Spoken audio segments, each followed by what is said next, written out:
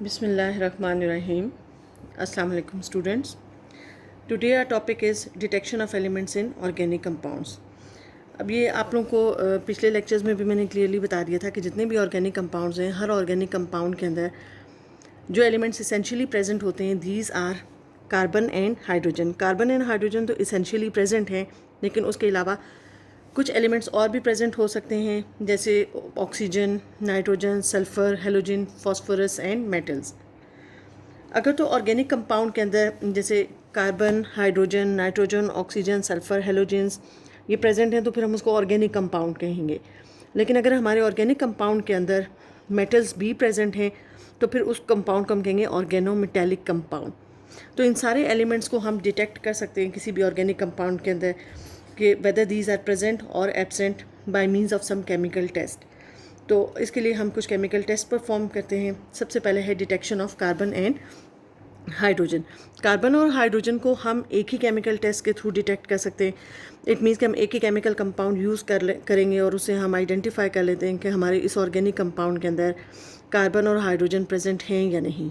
तो वो जो केमिकल कंपाउंड या रिएजेंट हम यूज़ करेंगे, this is called as copper oxide. Copper oxide हम यूज़ करते हैं और वो हमें बताता है कि हमारे ऑर्गेनिक कंपाउंड के अंदर कार्बन और हाइड्रोजन प्रेजेंट हैं या एब्सेंट है. उसके लिए मैंने डायग्राम आपके सामने ड्रॉ की हुई है. इस डायग्राम में हमने एक टेस्ट ट्यूब लेनी है, लेकिन टेस्ट ट्यूब जो है वो क्लोज होनी चाहिए, जिसको हमने कॉर्क के साथ क्लोज कर दिया है. इस टेस्ट ट्यूब के अंदर हम जो ब्राउन कलर मैंने शो किया है, ब्राउन कलर ऑर्गेनिक कंपाउंड को शो कर रहा है और जो ब्लू कलर है वो कॉपर ऑक्साइड को शो कर रहा है. हमने एक ऑर्गेनिक कंपाउंड और कॉपर ऑक्साइड को, दोनों सॉलिड्स हैं, दोनों को मिक्सअप कर दिया है. इसमें आपने और कोई कंपाउंड नहीं ऐड करना. और ये test tube dry test tube होनी चाहिए. It must be a dry test tube. इसके अंदर सिर्फ ऑर्गेनिक कंपाउंड और कॉपर ऑक्साइड है. हमारी टेस्ट ट्यूब सील्ड है. फिर उसमें से हमने एक बेंड ट्यूब को पास किया है. यहाँ पर हमारे पास एक ओपन ब्रॉड चैम्बर है और उसके बाद फिर वो जो बेंड ट्यूब है वो एक और टेस्ट ट्यूब के अंदर एंटर हो रही है. यहाँ पे जो हमारे पास राइट साइड पर टेस्ट ट्यूब है, इसके अंदर हमने लाइम वाटर जो कि aqueous solution of calcium hydroxide है उसको प्लेस किया हुआ है. और हमारे पास ये जो ओपन चैम्बर है, इसके अंदर हमारे पास एक वाइट कलर का कंपाउंड होगा which is called as copper sulphate. अच्छा, अब इसका प्रोसीजर मैं आपको एक्सप्लेन करती हूँ. जब हम अपने ऑर्गेनिक कंपाउंड को और कॉपर ऑक्साइड को मिक्सअप करेंगे और उसको हम हीट करेंगे, तो उसके हीट करने से अगर वाटर वेपर्स प्रोड्यूस होंगे तो वाटर वेपर्स इस चीज़ को इंडिकेट करेंगे कि इस ऑर्गेनिक कंपाउंड के अंदर हाइड्रोजन प्रेजेंट है, क्योंकि वाटर हाइड्रोजन को रिप्रेजेंट करेगा. अगर हम अपने इस ऑर्गेनिक कंपाउंड को हीट कर रहे हैं और उससे अगर कार्बन डाइऑक्साइड गैस कहीं प्रोड्यूस होती है तो कार्बन डाइऑक्साइड गैस इस चीज़ को इंडिकेट करेगी कि हमारे इस ऑर्गेनिक कंपाउंड के अंदर कार्बन प्रेजेंट है. तो हमने एक्चुअली जब एक्सपेरिमेंट अपना स्टार्ट किया है तो स्टार्ट करने के लिए हमने ऑर्गेनिक कंपाउंड और कॉपर ऑक्साइड को मिक्स किया है. मैं ये सारा प्रोसीजर रिपीट कर रही हूँ. ऑर्गेनिक कंपाउंड और कॉपर ऑक्साइड को हमने मिक्स किया. इनकी मिक्सिंग से अगर वाटर वेपर्स और कार्बन डाइऑक्साइड गैस प्रोड्यूस होती है तो वाटर वेपर्स शो करेंगे कि हाइड्रोजन एटम प्रेजेंट है ऑर्गेनिक कंपाउंड के अंदर, और ये जो कार्बन डाइऑक्साइड गैस है ये शो करेगी कि हमारे ऑर्गेनिक कंपाउंड के अंदर कार्बन प्रेजेंट है. वाटर वेपर्स जो ही प्रोड्यूस होंगे, ये वाटर वेपर्स यहाँ से जो हमारे पास ये बेंड ट्यूब है इसमें से पास करेंगे और यहाँ पर हमारे पास जो एक ओपन चैम्बर है, इस चैम्बर के अंदर हमने कॉपर सल्फेट जो कि एनहाइड्रस है, जो कि वाइट कलर का कॉपर सल्फेट है, वो हमने यहाँ पर इसके अंदर स्प्रेड किया हुआ है. ये जो कॉपर सल्फेट है, जो ही वाटर इसमें से पास करेगा वो कॉपर सल्फेट वाटर वेपर्स को एब्जॉर्ब कर लेगा. जब एब्जॉर्ब करेगा तो उसका कलर चेंज हो जाएगा, वो वाइट से ब्लू में चेंज हो जाएगा. अगर कॉपर सल्फेट का कलर वाइट से ब्लू में चेंज हो जाता है तो इट मीन्स कि जो हमारा ऑर्गेनिक कंपाउंड है उसमें से वाटर प्रोड्यूस हो रहा है, वाटर वेपर्स बन रहे हैं और वाटर वेपर्स की फॉर्मेशन शो करता है कि हाइड्रोजन एटम प्रेजेंट है. और अगर यहाँ पे कोई गैस इसमें से पास करेगी और ये जो लाइम वाटर है अगर ये मिल्की हो जाता है तो इट मीन्स कि this is carbon dioxide gas. और कार्बन डाइऑक्साइड गैस अगर प्रोड्यूस हो रही है तो ये इंडिकेशन है कि हमारे ऑर्गेनिक कंपाउंड के अंदर कार्बन प्रेजेंट है. तो इस तरह से एक सिंपल एक्सपेरिमेंट के थ्रू मैंने आपको बता दिया कि अगर वाटर वेपर्स प्रोड्यूस होंगे, अगर वो एनहाइड्रस कॉपर सल्फेट को जो कि वाइट कलर का है उसको ब्लू में चेंज करते हैं तो इट मीन्स के वाटर वेपर्स हैं. और अगर लाइम वाटर जो कि हमारे पास एक ट्रांसपेरेंट सोल्यूशन है कैल्शियम हाइड्रोक्साइड का, अगर लाइम वाटर कार्बन डाइऑक्साइड की वजह से मिल्की हो जाता है तो इट मीन्स के हमारे ऑर्गेनिक कंपाउंड के अंदर कार्बन भी प्रेजेंट है. अब यहाँ पर हम देखेंगे कि जो एनहाइड्रस कॉपर सल्फेट जो कि वाइट कलर का था वो ब्लू में कैसे चेंज हुआ, या ये जो लाइम वाटर था हमारा ये मिल्की कैसे हुआ. एक्चुअली इनके अंदर केमिकल रिएक्शंस हो रहे होते हैं. सबसे पहले हम देखेंगे डिटेक्शन ऑफ कार्बन, कि कार्बन की डिटेक्शन कैसे हम करेंगे केमिकल रिएक्शन के through. This is a carbon in the organic compound. ये कार्बन वो है जो कि ऑर्गेनिक कंपाउंड के अंदर प्रेजेंट है। जब ये कॉपर ऑक्साइड के साथ हम इसको मिक्स करते हैं और उसको हीट करते हैं तो कार्बन इस ऑक्सीजन के साथ कंबाइन करके कार्बन डाइऑक्साइड बना देता है और कॉपर सेपरेट आउट हो जाता है। ये जो कार्बन डाइऑक्साइड है इसको जब हम लाइम वाटर में से पास करते हैं जो कि एक ट्रांसपेरेंट सोल्यूशन है, तो ये लाइम वाटर मिल्की हो जाता है due to the formation of calcium carbonate और साथ इसमें वाटर प्रोड्यूस होता है। So this was the chemical reaction which is performed during the detection of carbon. अच्छा, उसके बाद हम सेकेंड रिएक्शन देखते हैं कि हमने हाइड्रोजन को कैसे आइडेंटिफाई किया कि हमारे ऑर्गेनिक कंपाउंड के अंदर हाइड्रोजन प्रेजेंट है। अगर ये हाइड्रोजन, ये वो हाइड्रोजन है जो कि हमारे ऑर्गेनिक कंपाउंड के अंदर प्रेजेंट है, जब ये कॉपर ऑक्साइड के साथ रिएक्ट करती है तो ये ऑक्सीजन और हाइड्रोजन दोनों आपस में कंबाइन करके वाटर बना देते हैं और साथ कॉपर सेपरेट आउट हो जाता है। ये वाटर वेपर्स हैं। जब ये वाटर वेपर्स, ये कॉपर सल्फेट जो कि वाइट कलर का कॉपर सल्फेट है, इसको हमने एनहाइड्रस कॉपर सल्फेट कहा, जब ये एनहाइड्रस कॉपर सल्फेट के साथ रिएक्ट करते हैं 5 वाटर मॉलिक्यूल्स, तो ये 5 वाटर मॉलिक्यूल इसके अंदर एब्जॉर्ब हो जाते हैं। तो कॉपर का जो कलर है वो वाइट से ब्लू में चेंज हो जाता है। अगर इसका कलर वाइट ही रहे, चेंज नहीं होता, तो इसका मीनिंग है हमारे ऑर्गेनिक कंपाउंड के अंदर हाइड्रोजन प्रेजेंट नहीं है। लेकिन अगर ये वाइट से ब्लू में चेंज हो जाता है, it means the given organic compound contains hydrogen. और अगर इसी तरह से हमारा लाइम वाटर मिल्की हो जाता है तो कार्बन प्रेजेंट है। अगर लाइम वाटर मिल्की नहीं होता, it means carbon is absent. So by means of one chemical compound, which is copper oxide, we are able to detect the presence of carbon and hydrogen in the given organic compound. Next उसके बाद है nitrogen, sulphur and halogens. Nitrogen, जैसे हमने carbon और hydrogen को पिछले reactions में एक ही केमिकल रिएजेंट के थ्रू आइडेंटिफाई किया, तो बिल्कुल इसी तरह से नाइट्रोजन, सल्फर और हेलोजेंस एक ही केमिकल टेस्ट के थ्रू हम इन तीनों को आइडेंटिफाई कर लेते हैं।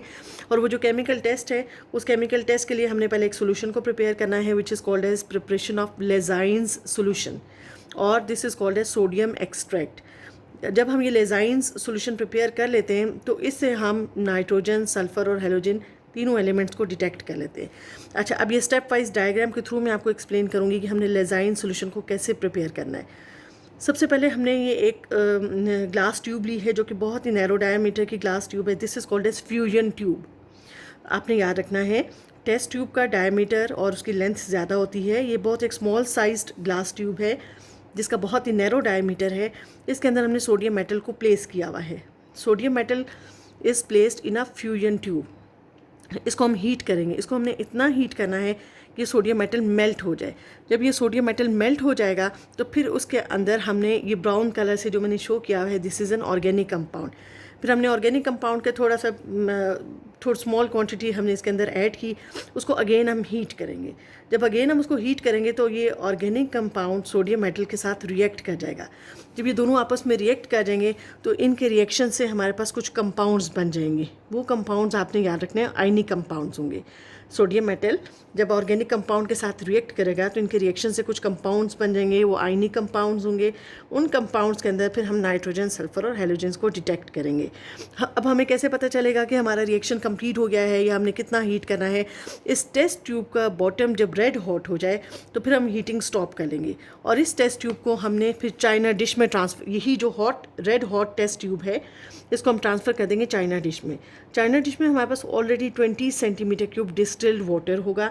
जो ही टेस्ट ट्यूब को हम इसके अंदर ट्रांसफ़र करेंगे तो हमारे पास फोर्सेप होगा जिससे पकड़ के हम इसको हीट कर रहे थे। उसी फोर्सेप से हमने इसको ब्रेक डाउन कर देना है, इसको तोड़ देना है, इसको छोटे छोटे पीसेस में कन्वर्ट कर देना है। अब यहाँ पे देखें, इस डायग्राम में मैंने आपके सामने शो किया है कि ये जो ग्रे से कलर का, ये ग्रे से कलर का कंपाउंड है, ये हमारे पास ये सोडियम मेटल और ऑर्गेनिक कंपाउंड के रिएक्शन के बाद जो कंपाउंड आया था ये उसके पीसेस हैं, फ्रेगमेंट्स से। और ये जो ब्लू कलर से मैंने शो किया हुआ है, these are the fragments of fusion tube. ये जो फ्यूजन ट्यूब के छोटे छोटे ग्लास पीसेस होंगे ये वो हैं। फिर हमने क्या करना है कि हमने इसी मिक्सचर को बॉयल, थोड़ली मिक्सअप करना है ग्लास रॉड से और उसको बॉयल करना है। बॉयल जब हम करेंगे तो हमारा ये जो सोडियम मेटल और ऑर्गेनिक कंपाउंड का जो मिक्सचर था, उससे जो रिएक्शन हुआ था, जो कंपाउंड बना था, वो कंपाउंड वाटर के अंदर डिज़ोल्व हो जाएगा। चूँकि वो आयनिक कंपाउंड है, वो इसके अंदर सॉल्युबल होगा। फिर हमने इसको फ़िल्टर आउट कर देना है। जब हम इसको फ़िल्टर आउट कर देंगे तो कुछ ग्लास के पीसेस या कुछ अनरिएक्टेड कंपाउंड वो फ़िल्टर पेपर की सरफेस पे रह जाएगा और हमारे पास जो बीकर है उसके अंदर बिल्कुल एक ट्रांसपेरेंट सोल्यूशन आ जाएगा। वो जो ट्रांसपेरेंट सोल्यूशन है, this is called as Lassaigne solution और सोडियम एक्सट्रैक्ट। ये जो हमारे पास लेजाइन सोल्यूशन आ जाएगा, इसको हम 3 इक्वल पार्ट्स में डिवाइड कर देंगे। अब हमने इनको टेस्ट ट्यूब में प्लेस करना है, ठीक है। 3 हम टेस्ट ट्यूब्स ले लेंगे और इसको हम 3 इक्वल पार्ट्स में डिवाइड कर लेंगे। अब एक पोर्शन जो बन जाएगा हमारे पास, फर्स्ट पार्ट बन जाएगा लेजाइन सोल्यूशन का, उससे हम नाइट्रोजन के लिए टेस्ट कर लेंगे। जो सेकंड पार्ट बन जाएगा उससे हम सल्फ़र के लिए टेस्ट कर लेंगे, और जो लेजाइन सोल्यूशन का थर्ड पार्ट है उससे हम हेलोजन का टेस्ट परफॉर्म करेंगे। तो इस तरह से हमने जब भी नाइट्रोजन, सल्फ़र और हेलोजन्स को डिटेक्ट करना है ये हमारे ऑर्गेनिक कंपाउंड के अंदर प्रेजेंट हैं या एब्सेंट हैं, तो उसके लिए सबसे पहले हमने सोडियम एक्सट्रैक्ट या लेजाइंस सॉल्यूशन प्रिपेयर करना है, और उसके बाद फिर हम इनके लिए अब 1 बाय 1 हम इन तीनों का टेस्ट स्टडी करेंगे। अब यहाँ पे मैंने बेटा एक टर्म यूज़ की है डिस्टिल्ड वाटर। डिस्टिल्ड वाटर क्या होता है? This is a highly pure water. अगर आपके पास जो जैसे हम घरों में जो वाटर यूज़ करते हैं, ये टैप वाटर है या जो हम पीने के लिए भी जो वाटर यूज़ करते हैं, उसके अंदर हमारे पास बहुत सारे इसेंशियल आयंस प्रेजेंट होते हैं जो कि हमारी बॉडी के लिए डिफरेंट फंक्शंस को रेगुलेट करने के लिए इसेंशियल होते हैं। उसके अंदर हमने कुछ लिमिटेड अमाउंट ऑफ क्लोरीन भी ऐड की होती है जर्म्स और बैक्टीरिया को किल करने के लिए। लेकिन अगर आपके पास कोई ऐसा वाटर है कि जिसमें हमारे पास वाटर को आप हीट करें या बॉयल करें, प्योर वाटर वेपर्स आपके पास आ जाएँ, आप उन वाटर वेपर्स को कंडेंस करें, तो जो वाटर आपके पास आता है this is called as distilled water. इस डिस्टिल्ड वाटर को हम इंडस्ट्री में डिफरेंट केमिकल रिएक्शंस में भी यूज़ करते हैं, या आपने ये भी देखा होगा कुछ एंटीबायोटिक्स होती हैं, कुछ मेडिसिन होती हैं, उनको प्रिपेयर करने के लिए भी मेडिकल स्टोर्स पे कुछ वाटर अवेलेबल होता है। This is also called as distilled water. Distilled water means highly pure water which contains only H2O molecule and no other essential ions. अच्छा, उसके बाद नेक्स्ट है हमारे पास कि जो हमने लेजाइन सोल्यूशन हमने प्रिपेयर किया था और जिसको मैंने 3 इक्वल पार्ट्स में डिवाइड कर दिया था, उस लेजाइन सोल्यूशन के अंदर कुछ रिएक्शंस होते हैं। वो रिएक्शंस किस तरह के हैं? जब आपने सोडियम मेटल को ऑर्गेनिक कंपाउंड के साथ मिक्सअप किया था, उसको हीट किया था, उसको रेड हॉट किया था, तो उस वक्त हीटिंग से उसके अंदर कुछ केमिकल रिएक्शंस परफॉर्म हो रहे थे। अब वो केमिकल रिएक्शंस मैं आपके सामने 3 तरह के रिएक्शंस हैं वो लिखे हुए हैं। ये जो सोडियम मेटल है, अगर ऑर्गेनिक कंपाउंड के अंदर सल्फ़र प्रेजेंट है तो सोडियम मेटल उस ऑर्गेनिक कंपाउंड की सल्फ़र के साथ रिएक्ट करके सोडियम सल्फाइड बना देगा। अच्छा, अगर हमारे पास सोडियम और मेटल है उसी तरह से फ्लूएंट ट्यूब पे, और हमारे ऑर्गेनिक कंपाउंड के अंदर सल्फ़र के अलावा नाइट्रोजन भी प्रेजेंट है, तो ये सल्फ़र और नाइट्रोजन ये सोडियम मेटल के साथ रिएक्ट कर जाएंगी। लेकिन आपने याद रखना है कि sulphur and nitrogen they always react in the presence of carbon. अगर आपके ऑर्गेनिक कंपाउंड के अंदर कार्बन नहीं है, अगर कार्बन उसमें से मिसिंग है, तो सल्फ़र और नाइट्रोजन कभी भी रिएक्ट नहीं करेगी। तो अगर हमारे ऑर्गेनिक कंपाउंड के अंदर सल्फ़र और नाइट्रोजन दोनों प्रेजेंट हैं, तो कार्बन की प्रेजेंस में ये रिएक्ट करके जो कंपाउंड बना देंगी, this is NaSCN, this is called as sodium thiocyanate. अच्छा, उसके अलावा जो हमारे पास लेजाइन सोल्यूशन होता है उसके अंदर एक और रिएक्शन भी होता है कि अगर हेलोजेंस प्रेजेंट हैं तो हेलोजन क्लोरीन, ब्रोमीन, आयोडीन हो सकती हैं। फ्लोरीन को हम इसलिए नहीं कंसिडर करते हैं क्योंकि मैंने बहुत दफ़ा आपको पहले भी रिएक्शंस में बताया कि फ्लोरीन बहुत एक्सप्लोसिव है, इसलिए हम उसको रिएक्शंस में यूज़ नहीं करते। तो अगर क्लोरीन, ब्रोमीन या आयोडीन प्रेजेंट है ऑर्गेनिक कंपाउंड के अंदर, तो वो सोडियम के साथ रिएक्ट करके सोडियम हैलाइड NaX या सोडियम हैलाइड बना देगी। अच्छा, अब हम अपना प्रॉपर टेस्ट स्टार्ट करते हैं। अब हम देखते हैं नाइट्रोजन टेस्ट। हमने नाइट्रोजन को अपने ऑर्गेनिक कंपाउंड में कैसे डिटेक्ट करना है? Through Lassaigne solution. Lassaigne solution हमने प्रिपेयर किया हुआ है ऑलरेडी। अब ये उसका फर्स्ट पार्ट मैंने ले लिया। This is the first part of Lassaigne solution. अब इसके अंदर जो हमने केमिकल कंपाउंड डालने हैं स्टेप वाइज मैं आपको एक्सप्लेन करती जाऊंगी। सबसे पहले हमने few drops of sodium hydroxide इसमें ऐड करने हैं। Few drops of sodium hydroxide हम इसलिए ऐड करते हैं ताकि जो हमारा लेजाइन सोल्यूशन है वो एल्केलाइन हो जाए। फिर उसके अंदर हमने freshly prepared ferrous sulphate solution डालना है। फ्रेशली प्रिपेयर्ड का मीनिंग है जो ही हमने इसके अंदर ऐड करना है हम उसी वक्त प्रिपेयर करेंगे। अगर आप उसको प्रिपेयर करके रख देते हैं, उसको 2 डेज़ के बाद या कुछ आवर्स के बाद यूज़ करते हैं, तो ये फेरस, इसके अंदर जो फेरस है वो ऑक्सीडाइज होकर फेरिक में कन्वर्ट हो जाता है। तो इसलिए हमेशा हमने freshly prepared ferrous sulphate solution use करना है। उसको फिर हम इसके अंदर ऐड करेंगे। जब हम उसके अंदर ऐड करेंगे तो कुछ चेंजेस होंगी, कुछ केमिकल रिएक्शंस होंगे। अपने इसी सोल्यूशन को टेस्ट ट्यूब में हम बॉयल करेंगे। आफ्टर बॉइलिंग इसके अंदर हम few drops of ferric chloride add करेंगे और साथ इसमें HCl ऐड करेंगे। जो ही फेरिक क्लोराइड और HCl इसके अंदर ऐड करेंगे, HCl के एडिशन से इमीडिएटली इसके अंदर रिएक्शन स्पीड अप हो जाएगा। जो पूरी आपके पास टेस्ट ट्यूब है इसके अंदर आपको प्रशियन ब्लू कलर नज़र आएगा। प्रशियन ब्लू कलर या प्रशियन ब्लू प्रेसिपिटेट नज़र आएंगे। प्रशन ब्लू का मीनिंग है ग्रीनिश ब्लू कलर और ग्रीनिश ब्लू प्रेसिपिटेट। अगर तो ये सारा प्रोसीजर करने से आपको ग्रीनिश ब्लू कलर या ग्रीनिश ब्लू प्रेसिपिटेट नज़र आ जाते हैं तो इट मीन्स कि हमारे इस ऑर्गेनिक कंपाउंड के अंदर नाइट्रोजन प्रेजेंट है। लेकिन इस सारे प्रोसीजर के बाद अगर यहाँ पे हमें कोई कलर नज़र नहीं आता और टेस्ट ट्यूब के अंदर सोल्यूशन वही अपने ओरिजिनल कलर को, जो कि ट्रांसपेरेंट सोल्यूशन था, वही कलर शो करता है, तो it means nitrogen is absent in this solution.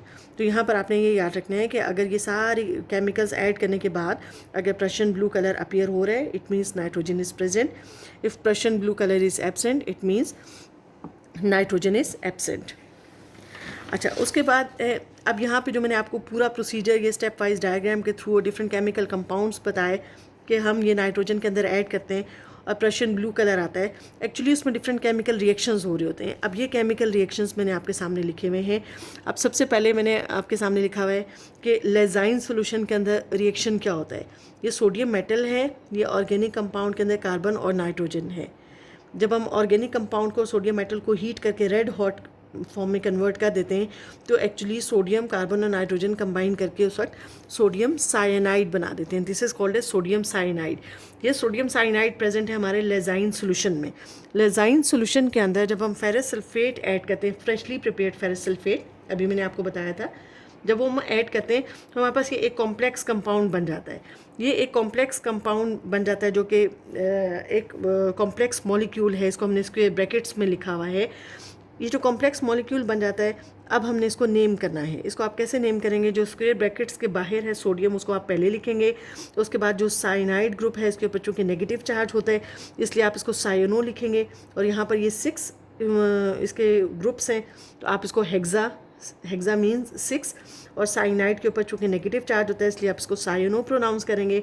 और आयरन की चूँकि ऑक्सीडेशन स्टेट यहाँ पर 2 है तो इसलिए आप इसको, आयरन का जो ओल्ड नेम है फेरम, फेरम से आप इसको फिरेट लिखेंगे। अब ये नॉमनक्लेचर है, आईयूपैक नेमिंग है कॉम्प्लेक्स कंपाउंड्स की, जो कि हम चैप्टर नंबर 14 में पढ़ेंगे। लेकिन फिलहाल मैं इस कंपाउंड का नेम आपको बताती हूँ। हम कंपाउंड का नेम करेंगे पहले सोडियम को, सोडियम दिस इज़ 6 साइनाइड है तो हेक्सा साइनो, आयरन है दिस इज़ फिरेट 2। अब यही जो आपके पास कॉम्प्लेक्स कंपाउंड है, अब इस कॉम्प्लेक्स कंपाउंड के अंदर हमने फेरिक क्लोराइड ऐड करना है। जब हम इसके अंदर फेरिक क्लोराइड ऐड करेंगे तो इमीडिएटली हमारे पास प्रशन ब्लू कलर आ जाएगा इस कॉम्प्लेक्स कंपाउंड की वजह से। ये जो कॉम्प्लेक्स कंपाउंड हमारे पास बनेगा, प्रशन ब्लू कलर इस कंपाउंड की वजह से आता है। और ये कंपाउंड हमारे पास कौन सा होता है? This is ferric ferrocyanide. इस कंपाउंड के अंदर जो आयरन है वो 2 तरह की ऑक्सीडेशन स्टेट शो कर रहा है। अब ये जो आयरन जो स्क्वायर ब्रैकेट से बाहर है वो +3 ऑक्सीडेशन स्टेट शो कर रहा है, इसलिए हमने इसको कहा फेरिक। और जो स्क्वायर ब्रैकेट्स के अंदर आयरन है वो +2 ऑक्सीडेशन स्टेट में है, उसको हम फेरस प्रोनाउंस करते हैं, तो फेरस से हमने इसको फेरो कह दिया। आप इसको फेरिक फेरस साइनाइड भी कह सकते हैं, इसको आप फेरिक फेरोसाइनाइड भी प्रोनाउंस कर सकते हैं। तो यहाँ पे आपने याद रखना है कि जो हमारे पास ये फेरिक फेरोसाइनाइड एक कॉम्प्लेक्स कंपाउंड बनता है, इसकी वजह से टेस्ट ट्यूब में प्रशन ब्लू कलर अपीयर होता है। अच्छा, समटाइम्स ऐसा भी होता है कि हमारे ऑर्गेनिक कंपाउंड के अंदर ओनली नाइट्रोजन एटम प्रेजेंट है, कार्बन और हाइड्रोजन के साथ सिर्फ और सिर्फ नाइट्रोजन प्रेजेंट है। लेकिन समटाइम्स ऐसा भी हो सकता है कि कार्बन और हाइड्रोजन के साथ हमारे ऑर्गेनिक कंपाउंड के अंदर नाइट्रोजन और सल्फर दोनों प्रेजेंट हैं। अगर सिर्फ नाइट्रोजन एटम प्रेजेंट होगा तो यही सारे रिएक्शंस के बाद आपके पास प्रशन ब्लू कलर आएगा। लेकिन अगर नाइट्रोजन और सल्फर दोनों प्रेजेंट होंगे तो फिर आपके पास ब्लड रेड प्रेसिपिटेट या ब्लड रेड कलरेशन आ जाएगी। तो इसका मीनिंग ये होगा कि आपके ऑर्गेनिक कंपाउंड के अंदर नाइट्रोजन के साथ साथ सल्फर भी प्रेजेंट है। अगर नाइट्रोजन और सल्फर दोनों प्रेजेंट हैं तो आप देखें रिएक्शंस में क्या चेंज आएगा। ये सारे, अब देखें सोडियम यहाँ पर भी लिखा हुआ था, सोडियम मैंने यहाँ पर भी उसी तरह से लिखा, कार्बन इधर लिखा हुआ है, कार्बन भी उधर है, नाइट्रोजन और नाइट्रोजन भी प्रेजेंट है। अब यहाँ पर इस रिएक्शन के अंदर एक एडिशनल एलिमेंट कौन सा है? It is sulphur. वहाँ पर सल्फ़र प्रेजेंट नहीं है, सारे रिएक्शंस उसी तरह से होंगे और प्रशन ब्लू कलर आएगा। अगर नाइट्रोजन के साथ इस केस में अगर सल्फ़र भी प्रेजेंट है तो फिर हमारे पास जो कंपाउंड बन जाएगा this is called as sodium thiocyanate. ये सोडियम थायोसाइनेट बन जाएगा। और अगर सिर्फ नाइट्रोजन प्रेजेंट थी तो कंपाउंड बना था हमारे पास सोडियम साइनाइड। अब यहाँ पे चेंजेस इसमें साथ साथ आप कंपेयर भी करते जाएंगे। ये भी कलरलेस सोल्यूशन है, जो पहले सोडियम साइनाइड बना था वो भी कलरलेस सोल्यूशन होगा। अब यहाँ पे सोडियम थायोसाइनेट NaSCN, इसके अंदर उसी तरह से हम फ्रेशली प्रिपेयर्ड फेरस सल्फेट डालेंगे।